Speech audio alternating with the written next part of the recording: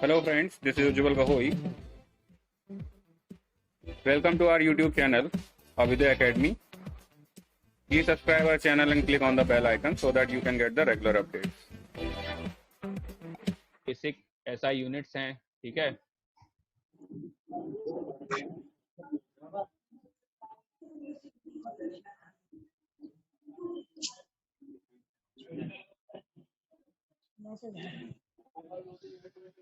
तो जो हमारी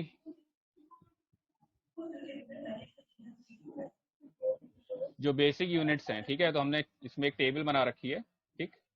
तो टेबल में हम क्या कहेंगे,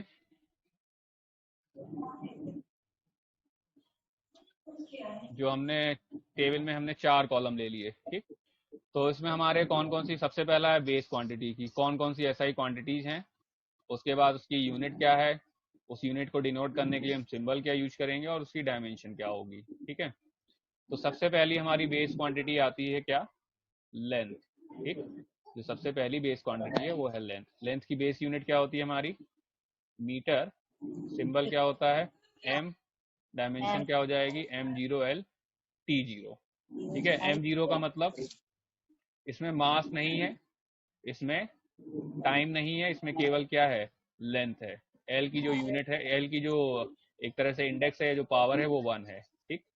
तो ये हो गया लेंथ के लिए, ठीक है। ये डिनोट मतलब नोटेशन का तरीका है कि जब भी आप डायमेंशन लिखोगे उसमें एम एल टी तीनों का टर्म आना चाहिए, ठीक। ये नोटेशन का एक तरह से डिनोट करने का तरीका है कि आप जब भी डायमेंशन लिखोगे उसमें एटलीस्ट एम एल टी तीनों का टर्म आना चाहिए। अगर कोई भी क्वांटिटी उसमें नहीं है तो आप उस पर पावर क्या चढ़ा दोगे, आप उस पर पावर 0 चढ़ा दोगे, ठीक है। इसके बाद दूसरा आता है क्या, मास। मास की बेस यूनिट क्या हो जाएगी आपकी, किलोग्राम। सिंबल क्या हो जाएगा, केजी। तो अब यहाँ पर किस में आप पावर 1 रखोगे, एम में आप पावर 1 रखोगे।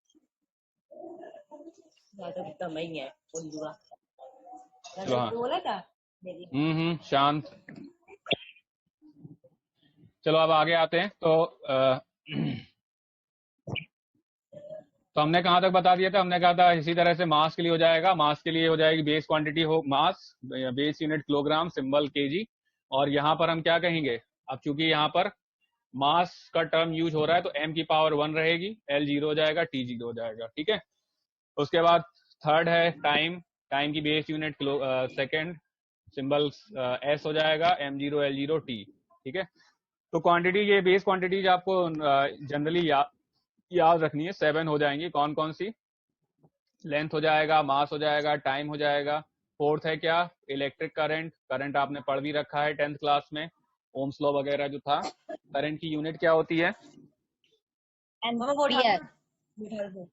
करंट की यूनिट होती है एम्पियर। करंट की यूनिट हो जाएगी एम्पियर और इसकी डायमेंशन हो जाएगी m0 l0 t0 k, ठीक है। इसके बाद हमारी जो बेस क्वांटिटी आती है वो है टेम्परेचर, जो अगली ऐसा यूनिट है।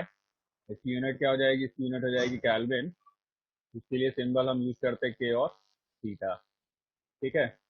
तो उसकी डायमेंशन हो जाएगी, क्योंकि एम एल और टी है नहीं तो m0 l0 t0, और केवल और केवल सिंबल की पावर 1 हो जाएगी, जो के और थीटा में से आप कुछ भी यूज कर सकते हो, ठीक है। यहाँ आप के भी यूज कर सकते हो और थीटा भी यूज कर सकते हो। अगला आता है अमाउंट ऑफ सब्सटेंस, ठीक है, जिसकी बेस यूनिट हो जाएगी मोल। सिंबल में हम MOL यूज करते हैं, ठीक है, और जिसकी डायमेंशन हो जाएगी आपकी m0 l0 t0 MOL, ठीक है। क्योंकि MLT था नहीं तो सभी की पावर क्या हो जाएगी, 0 हो जाएगी। नेक्स्ट हमारी बेस क्वांटिटी आती है ल्यूमिनस इंटेंसिटी, जिसकी बेस यूनिट हो जाएगी हमारी कैंडेला। सिंबल में यूज करते हैं हम CD, ठीक है। तो MLT है नहीं तो m0 l0 t0, और क्योंकि CD है तो CD की पावर 1, ठीक। तो यहाँ पर हमारी 7 बेसिक ऐसा यूनिट्स हैं जो हमें याद रखनी है, ठीक। तो क्या क्या 7 बेसिक ऐसा यूनिट्स हो जाएंगे हमारी, length, mass, time, electricity, temperature, amount of substance and luminous intensity, ठीक है। तो लेंथ, मास और टाइम नॉर्मली हम लोग सभी लोग फेमिलियर हैं, क्योंकि बहुत ज़्यादा यूज की जाती है, ठीक है, और काफ़ी टाइम से पढ़ते चले आ रहे हैं। करंट, टेम्परेचर, ठीक। बस ये जो मेनली है ना, अमाउंट ऑफ सब्सटेंस और ल्यूमिनस इंटेंसिटी, ये थोड़ा सा हो सकता है आपको लगे नया है, ठीक है। बाकी मोल हमने पढ़ा ही था, एवोगाड्रो नंबर और मोल वगैरह, 10th क्लास में केमिस्ट्री में था ही, ठीक है। तो ये सब आपको ध्यान रखना है, ठीक। तो बेसिक्स जो ऐसा यूनिट्स है वो हमारी 7 है। अब इन्हीं के बेसिस पे हम अदर यूनिट्स को डिराइव करेंगे, जिन्हें हम डिराइव यूनिट्स कहेंगे, वो हमारी आगे आ जाएंगे, ठीक है। ठीक, चलो इसके बाद हमारी 7 बेसिक ऐसा यूनिट्स के बाद 2 सप्लीमेंट्री यूनिट्स और आती हैं, ठीक है। तो हमने क्या कहा था कि जैसे इनकी जो रिक्वायरमेंट है वो हमें इसलिए पड़ती है क्योंकि जितनी भी क्वांटिटीज हमारी फिजिक्स में अवेलेबल हैं उनको मेजरमेंट करने के लिए हमें जो जो स्टैंडर्ड्स डिफाइन करने पड़े, उन्हीं के बेसिस पे इन सब क्वांटिटीज को डिफाइन किया गया है, ठीक है। ये जो स्टैंडर्ड्स हमें पूरी फिजिक्स में सारी क्वांटिटीज को सारे हम कहेंगे फिजिकल क्वांटिटी जो भी हमारी हैं, जो भी फिनोमिना है, उन सबको एक्सप्लेन करने के लिए जो जो हमें बेस चाहिए था या जो जो हमें बेसिक क्वांटिटी चाहिए थी, उन्हीं के बेसिस पे ये सब कुछ डिफाइन किया गया है, ठीक है। तो इसके बाद हमारी 2 सप्लीमेंट्री यूनिट्स और आती हैं। सप्लीमेंट्री यूनिट्स क्यों कहते हैं ये आगे समझ में आ जाएगा, ठीक। तो हमारी जो सप्लीमेंट्री यूनिट्स हैं वो हैं 2, प्लेन एंगल, ठीक है, एंड सॉलिड एंगल, ठीक। जो प्लेन एंगल हो जाएगा तो हमने एक आर्क ले लिया, वो आर्क जितना भी एंगल सबटेंड करेगा किस पे, सेंटर पे अपने, ठीक है। ये जो एंगल आएगा ये वाला आपका, ये हो जाएगा आपका क्या, प्लेन एंगल। इसका फॉर्मूला क्या होता है, इसका फॉर्मूला होता है आर्क लेंथ अपॉन रेडियस, ठीक। तो चूंकि ये क्या है, ये दोनों ही लेंथ के रेशियो हैं, आर्क लेंथ की भी यूनिट मीटर होगी और रेडियस की यूनिट भी मीटर होगी, तो इसलिए इसकी कोई भी डायमेंशन नहीं होती। इसको हमने यूनिट दे रखी है, या ऐसा ही जो कम्युनिटी थी उसने एंगल को एक यूनिट दे दी, जिसे क्या कहेंगे हम, रेडियन, ठीक है। इसको RAD से डिनोट करते हैं,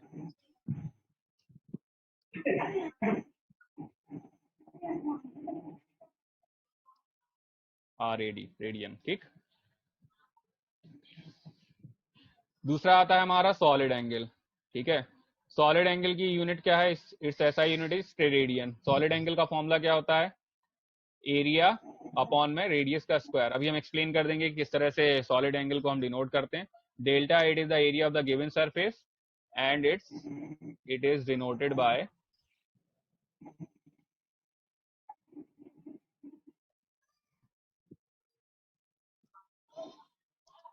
SR, स्टेरेडियन, ठीक।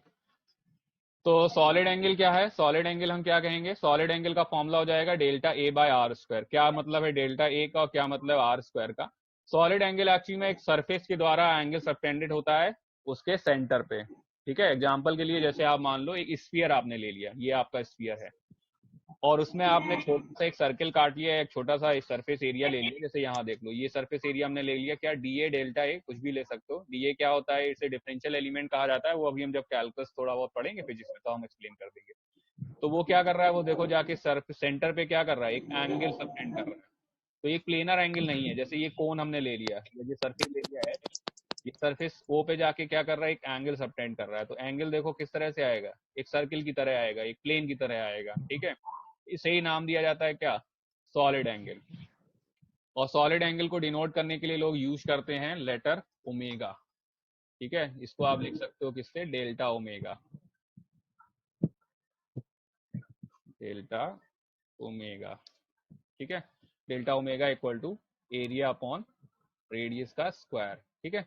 तो जिस तरह से यहाँ पर देखो हमने क्या दिखा हुआ है कि ये सरफेस एरिया है आपका, इसे डेल्टा A भी कह सकते हो, ये सेंटर पे एंगल सबटेंड कर रहा है, ये है आपकी रेडियस। तो इस एरिया को अगर आप रेडियस के स्क्वायर से डिवाइड करोगे तो आपको क्या मिल जाएगा, सॉलिड एंगल मिल जाएगा, ठीक है। जो सॉलिड एंगल की मैक्सिमम वैल्यू होती है जो कि एक स्फीयर के द्वारा सबटेंडेड होगी, तो स्फीयर का एरिया क्या हो जाएगा total, angle 4 pi R square, delta हो जाएगा 4 पाई आर स्क्वायर, स्फीयर, ठीक है। लेकिन उसे डिनोट उसे डिवाइड किससे करना है, उसे डिवाइड करना है हमें रेडियस के स्क्वायर से। तो डेल्टा ए तो आपका क्या हो जाएगा, डेल्टा ए हो जाएगा आपका 4 पाई आर स्क्वायर, और आर स्क्वायर से डिवाइड करेंगे तो क्या बन जाएगा, 4 पाई हो जाएगा 4 पाई आर स्क्वायर, ठीक है। डेल्टा ए हो गया। तो जब आप सॉलिड एंगल लिखेंगे तो आप इस फॉर्मूले को हम कॉपी कर ले रहे हैं, कंट्रोल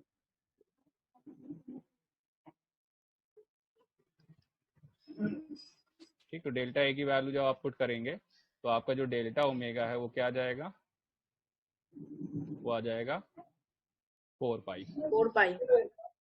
ये मैक्सिमम पॉसिबल एंगल है सॉलिड एंगल, ठीक है। यस। क्या कहेंगे हम इसे, this is maximum possible angle. Maximum possible value of solid angle.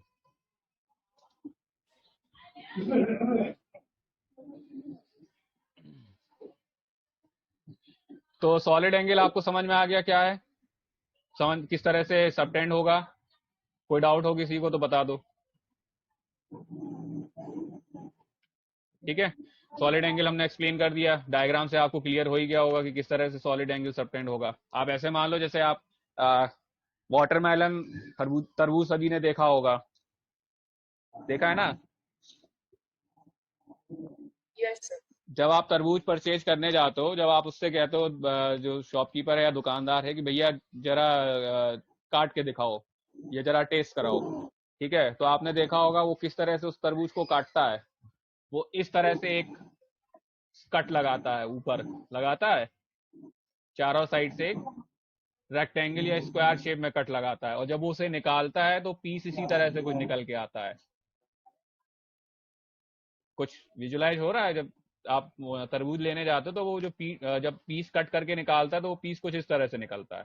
तो वो पीस जो है वो सेंटर पे यस। जाके जो एंगल सबटेंड करेगा ना, पूरे तरबूज का एंगल तो लगभग 4 पाई के बराबर आएगा, लेकिन वो जो पीस आपने कट किया, वो पीस जो सेंटर पे जाके एंगल सबटेंड करेगा, उसे ही हम नाम देते हैं क्या, सॉलिड एंगल। कोई डाउट किसी को, समझ में आ गया। Yes sir. ठीक है, तो अब जो हमारी बेसिक एसआई यूनिट्स थी, ठीक है, डिराइव्ड यूनिट्स थी, वो कवर हो गई हैं।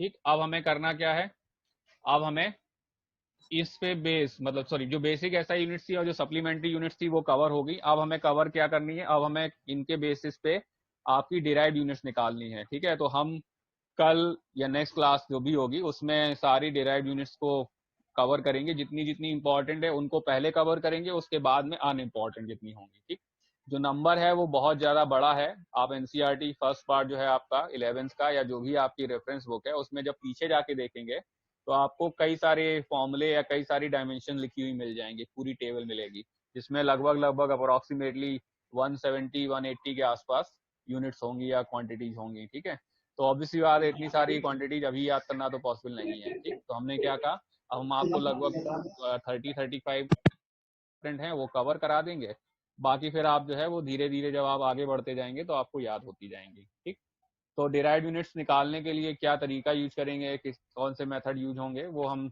और डायमेंशंस का क्या एप्लीकेशन है, किस तरह से हम फिजिक्स में डायमेंशन को यूज करेंगे, ठीक है, ये हम आगे फिर नेक्स्ट क्लास में कवर करेंगे। ठीक, ठीक है, तो सॉलिड एंगल सबको समझ में आ गया। सॉलिड एंगल का और भी फॉर्मूला होता है, ठीक है, इसके अलावा एक थोड़ा इसका और एक फॉर्मूला आता है, तो अभी आपको जरूरत नहीं पड़ेगी, ये हम पढ़ेंगे जब हम गॉस लॉ पढ़ाएंगे 12th में। ठीक है, जो 12th का पोर्शन है तब इसका एक्चुअली में मेन यूज आएगा।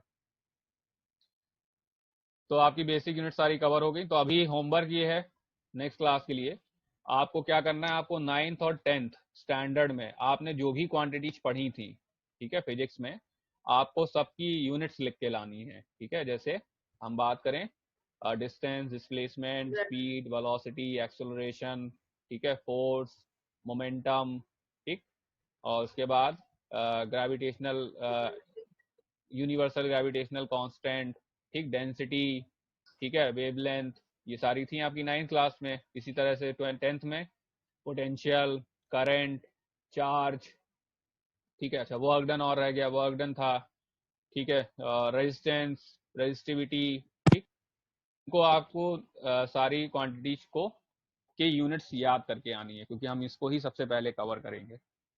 ठीक है, सर आपने हाँ बेटा बताओ। सर आपने बोला था कि एंगल और सॉलिड एंगल डायमेंशनलेस होते हैं। हाँ, उनकी दीज कोई are the dimension, quantities that are. उनकी कोई डायमेंशन सर नहीं तो क्या होती। कोई ऐसी क्वांटिटी है जिनकी डायमेंशन ऊपर यूनिट ना हो?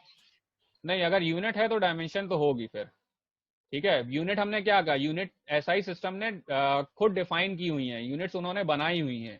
ठीक है, तो जो हमें बनाना है, डायमेंशन जनरेट हुई है उसके बाद, डायमेंशंस को उसके बाद जनरेट किया गया है। ठीक है, तो जो यूनिट हमें बनानी है वो तो हम बना ही लेंगे। ठीक, जैसे आपने रिफ्लेक्टिव इंडेक्स पढ़ा होगा 10th क्लास में, यस सर, यस पढ़ा सर, था ना, एन। Refractive index. ठीक, यस उसका सर, फॉर्मूला याद है किसी को, speed of light upon speed of light in vacuum, sorry speed of light in yes vacuum sir, upon speed of light in given medium, यही था। यस तो उसकी क्या है, वो उसकी सर, ना तो कोई यूनिट होती है और ना ही कोई डायमेंशन होती है। तो ये याद रखना है कि अगर किसी की यूनिट नहीं है तब तो उसकी डायमेंशन नहीं होगी फिर। हाँ, अगर डायमेंशन नहीं है तो यूनिट हो सकती है। ठीक है, अगर डायमेंशन नहीं है तो उसकी यूनिट हो सकती है। ये एग्जांपल आपके सामने ये दो हो ही गए, plane angle and solid angle. Plane angle and solid angle की यूनिट होती है लेकिन डायमेंशन नहीं होती है। दोनों ही डायमेंशन लेंस है, इसको भी हम लिख के दे रहे हैं, it is also dimension less.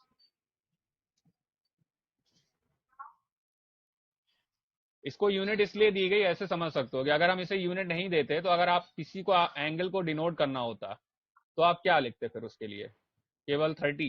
अब 30 तो कुछ भी हो सकता है ना, तो 30 आप क्या लिखेंगे, 30 रेडियन या 30 डिग्री, इस तरह से लिखेंगे। डिग्री भी उसकी यूनिट होती है, हमने कहा था ना, यूनिट को लिखने के कई सारे तरीके होते हैं। ठीक, तो रेडियन को हम यूनिट डिग्री में कन्वर्ट कर सकते हैं, तो ताकि हमें ये पता चल सके कि 30 डिग्री जो आप लिख रहे हो ये एक्चुअली में क्या है, ये एंगल सबटेंडेड है। ठीक है, इसलिए इसको यूनिट देना जरूरी था।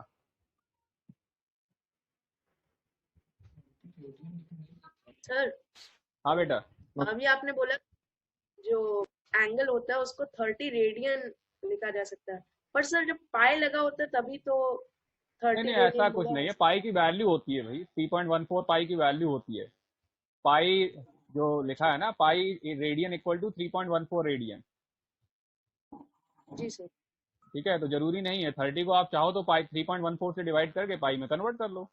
जैसे अगर हम 10 पाई लिख रहे हैं तो हम 31.4 रेडियन भी लिख सकते हैं, 10 pi radian is equal to 31.4 radian.